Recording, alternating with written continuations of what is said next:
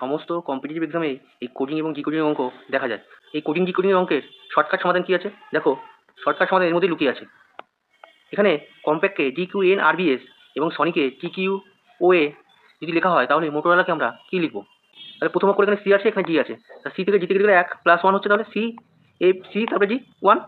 এবার দেখো তারপরে ক্রমকে এখানে ও আছে, এখানে ও যদি এখানে আছে কি কিউ, তো ও থেকে কিউ যদি গেলে ও পি কিউ, তাহলে কত হচ্ছে +2 হচ্ছে আমাদের।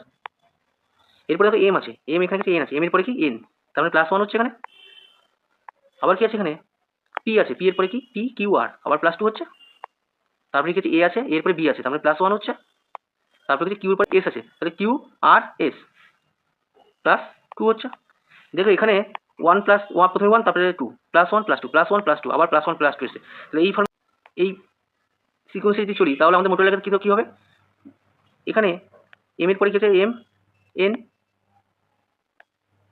তাহলে আমাদের এখানে প্রথমে এন হচ্ছে, তারপরে কিছু ও, আমাদের কাছে ও এর মধ্যে দুটো সংখ্যা ওপি কিউ, কিউ হবে কি, আবার 1, তার মানে কি এর পরে যদি 1 হয় ইউ, তারপরে কিছু ও আছে, ওর পরে আমাদের কি হবে কিউ হবে ওপি কিউ, আর আছে, আর এর পরে কি হবে এস 1, তারপরে আবার 2 যোগ হবে, ওর পরে কি হবে ওর পরে কিউ হবে,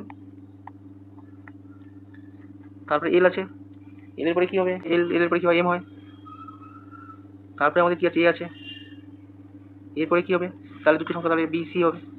এই ফর্মেটে তাহলে আমাদের মোটরোলার সমান কি হবে, মোটরোলার সমান এখানে হবে N Q U Q S Q M C, মোটরোলার সমান আমাদের তাহলে এটা হবে।